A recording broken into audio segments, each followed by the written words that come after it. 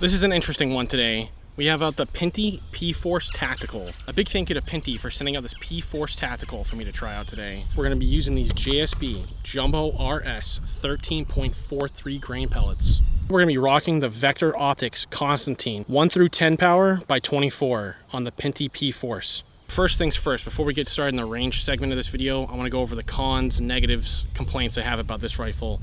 And to start off, this isn't anything major, but the threads on this moderator. Now, the stock moderator does pretty good, but more than likely people are gonna wanna swap this out for an aftermarket one. And these are not 1/2 by 20 threads. I've reached out to Pinty. Hopefully they swap that out in the next rendition of this rifle. Up next, the trigger. The specification sheet for this says that it's a 3-pound trigger, but I don't think that's the case. We're gonna have to go through and find out what this actually is, so let's do that right now. Zip ties attached. Let's charge the rifle. Let's see what we get.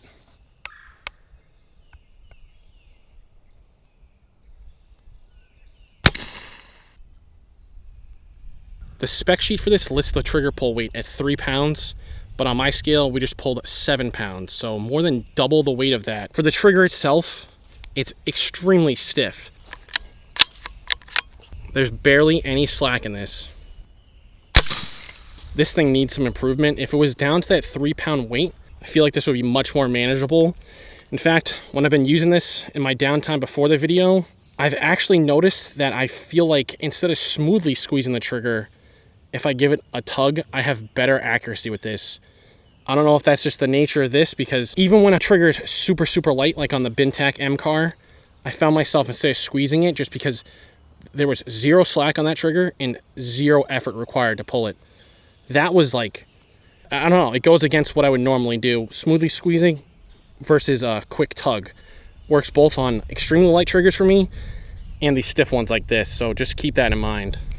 This is a small complaint, but a complaint nonetheless. This gauge, this is for the bottle fill. This one's for the regulator, which honestly, this having a regulator on is extremely nice, especially for the price. These are going for $300 now. They were like $280, but now they're at $300 on the website that I've noticed. But one complaint about this gauge is that the fill pressure says it's 3,600 PSI, but before this thing hits the red, it's at 300 bar. They should have a gauge on this that has the red past 3,600 PSI. Because honestly, even with these steel tanks, or this one's aluminum, they usually top off at around 3,000. Honestly, it makes me question whether or not this is actually 3,600 PSI fill or 3,000 PSI fill. Granted, the manual does say 3,600 and the spec sheet. There's too many typos in manuals and whatnot. I just usually fill this to 3,000. The only difference is I'm gonna get less shots per fill, but they're all gonna be regulated until I hit that regulator pressure, so I'm not too worried about it on that end. I'd rather just play it safe until I find out for 100% sure. Next issue on this, the charging handle. Now, I found out what is kind of going on with this. At first, I thought I just needed lube. But when you go to charge this, you kind of want to push inward towards the gun, because if you're kind of like pushing outward a little bit, then it starts to bind. I feel like this piece in here is moving around a little bit and it's just catching something. So if I'm pulling away, it doesn't even want to move. I'm pushing that as hard as I can. If I push into the gun, then it'll free up. That was actually still kind of snagged on something. So keep that in mind. That definitely needs to get corrected on the next generation of these. I'm kind of hoping this video serves as a, I don't know, an awareness to this, because I want this gun to do well, but it would be a real shame if these things just start falling apart on everyone. So I think these issues need to get corrected first, but we're gonna step up to the worst issue of all, and I think this is actually kind of dangerous, so let's get into that. All right, let's start off by decocking this real quick. I'll show you that. First thing, we'll pull out the bolt knob, bring it back just a little bit, pull the trigger while holding on to it. Now it's decocked. So let's bring that back up to the little hook area. We'll leave it right there. Now, one thing I want to show you is it's not consistently cocking 100% of the time. If I'm able to bring it into this area with that little knob and rest the bolt handle there, I expect it to be cocked, and it was cocking every single time that I did that prior. Except now when I started some extra, additional use of it, it's not cocking 100% of the time. And If you're thinking it's cocked and it's not, you're gonna run into an issue, because when it's not cocked and you release that bolt handle, all right, you ready for this? Well, the gun just fired because the bolt wasn't cocked and that part is still under spring tension, so it's just gonna go flying back.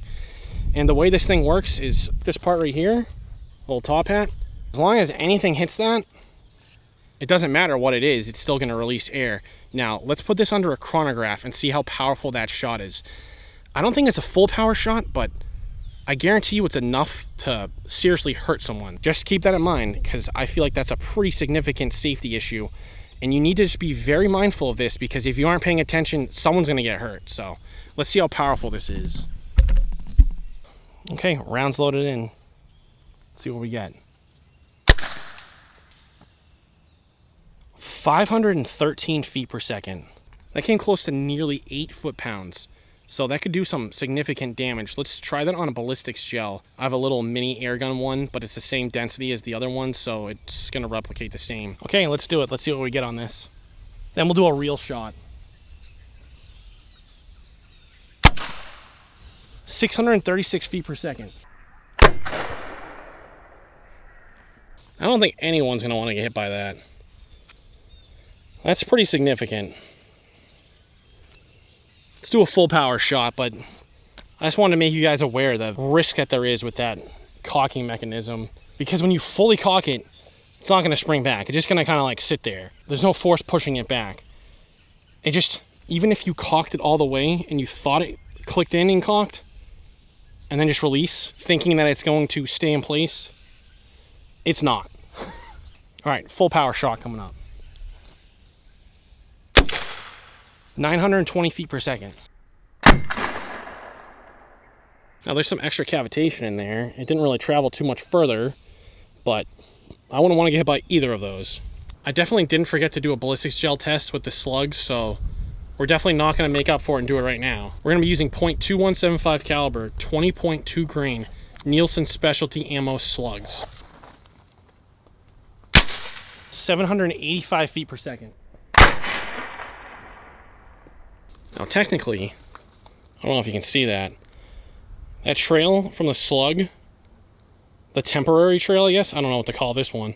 I think it went all the way back up, but then it got sucked back down.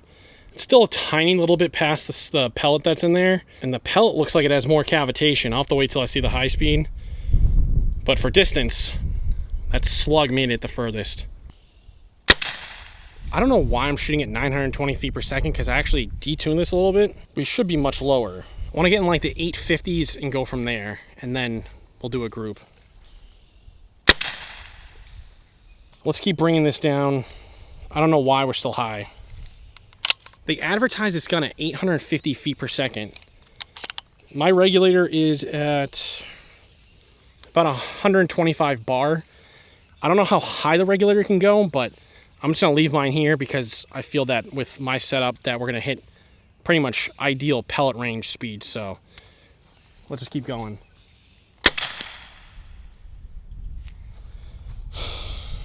Still 924. This thing's turned down 100% of the way. Halfway was at 850, so I don't understand how at the bottom we're at 916. Let's go all the way up and just see what we get. This might be a while.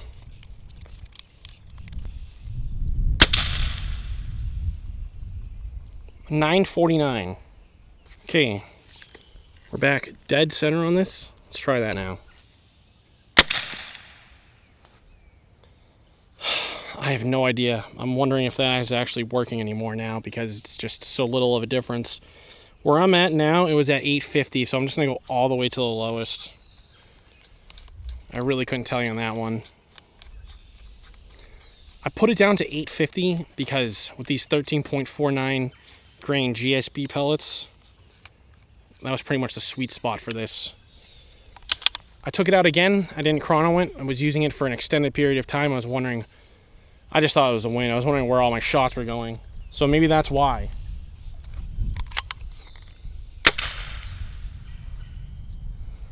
All right, 918, I guess we're gonna stick with that. Let's do a group.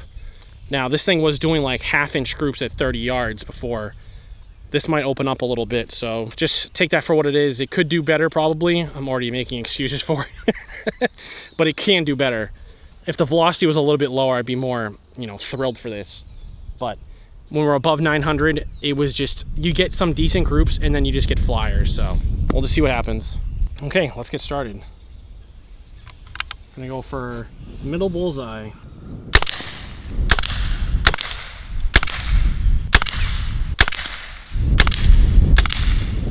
Top left headshot.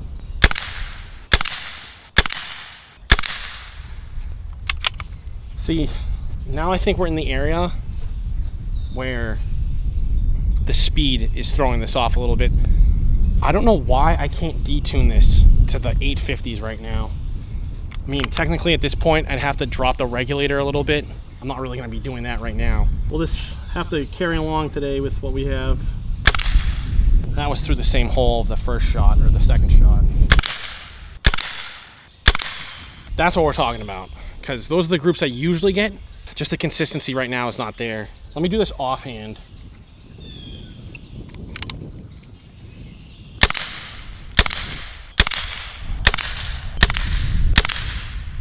All right.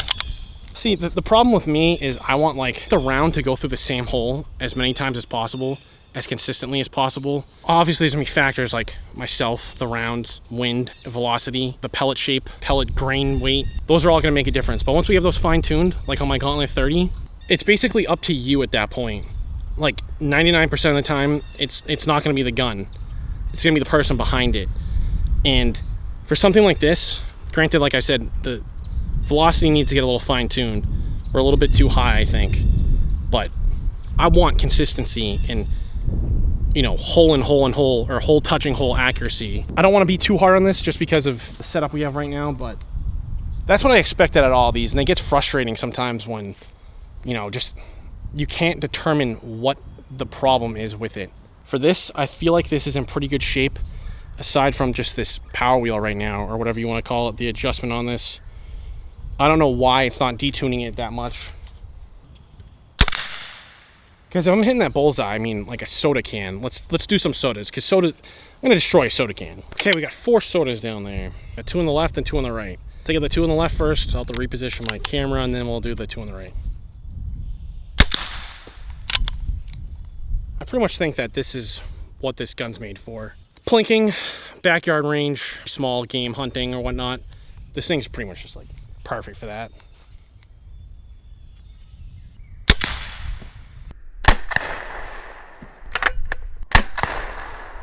I actually don't mind the single feeding on this. Just makes things simpler. No magazines to deal with. You can't complain about the mags rotating and crushing your pellets in there. Possibility of jams is pretty much nil unless you're using oversized slugs through this. Don't ask me how I know.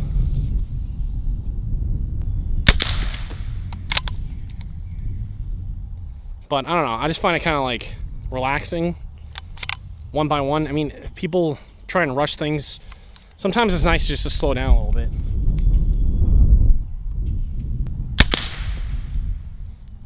And destroy diabetes.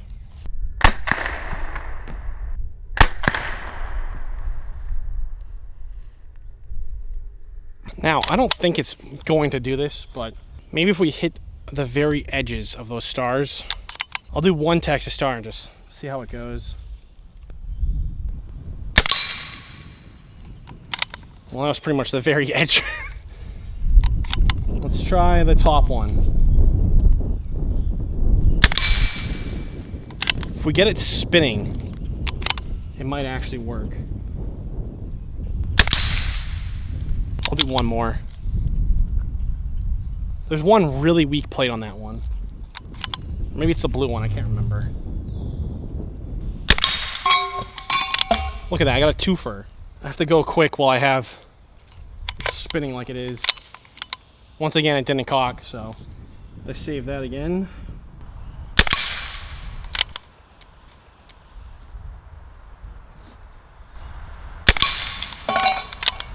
Just barely.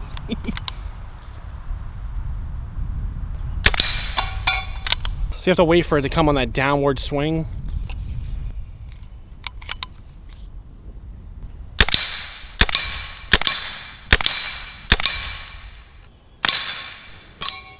All right, I did this last time. I think I was supported with the Sidewinder. Let's try and hit those caps off those Dr. Peepers.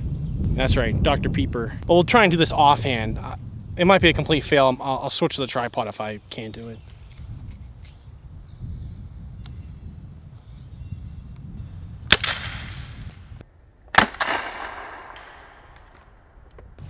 That was a little low. But that was a satisfying thwack. All right, next victim.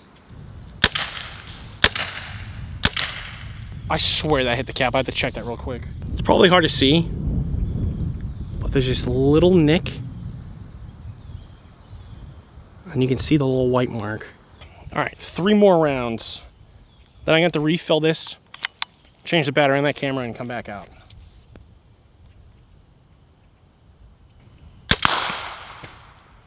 Okay, we did it in 1.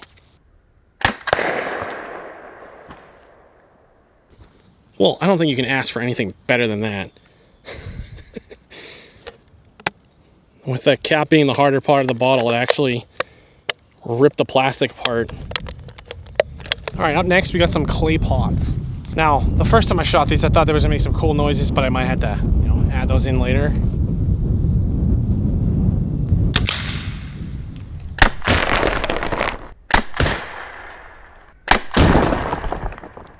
I have to say, these are doing a pretty good job crumbling, so. Ricochet for Stony.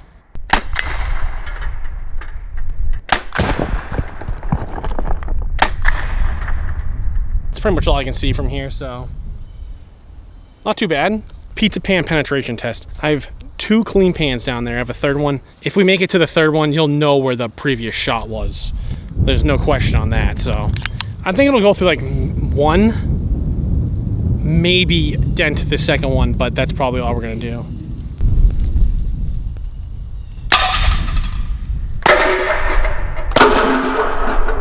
First pan, 2nd pan. Now you can see the hole where the first one was. We got a dent on the 3rd pan.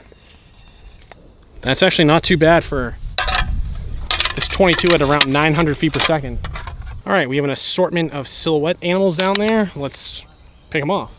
The ram that's down there, let's finish him off first. Finished.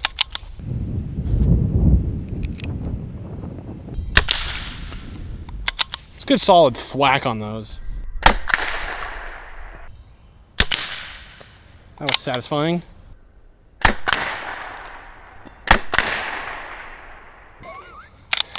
Just the hit, the noise from the impact is just, I don't know, I find it enjoyable. I don't find it enjoyable when the freaking caulking knob wants to come flying back at you.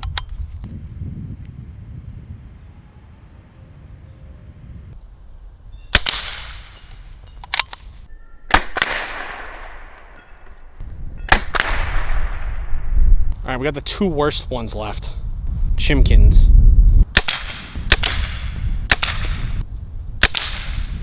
That thing had to have launched like,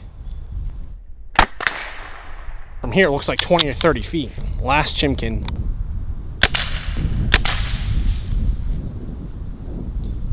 I swear that was perfect. I think I might have actually nicked it. And just like that. Let me go check on those chimkins. I'm pretty sure those things got ejected. Great ass! All right, this thing was probably 15 yards back. So that 22 is sending this little chimkin 45 feet away. All right, 60 yards. See what we can get right now. I'm not gonna go beyond this. This will probably be like the max distance for the setup that I have today. Let's go for center bullseye.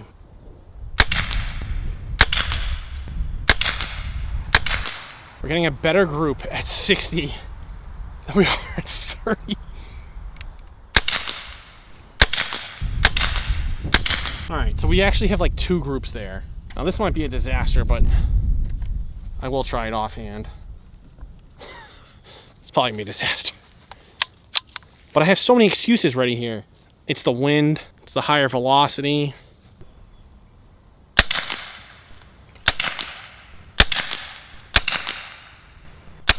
Wow, that was way down to the right. We're getting 2 groups again. I think that's 3 in the bottom now, I'm pretty sure. That was way left. There's no wind. My blame for this would be the excess velocity. I think we really just need to bring that down. That was weird, just didn't want to close all the way. Let's do top right head shot. I'm gonna wait for the wind to die down though.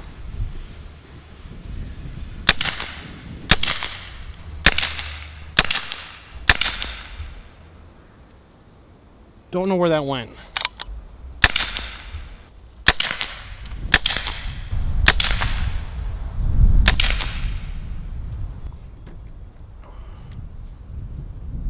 So that's gonna wrap things up with this Pinty P-Force Tactical PCP air rifle.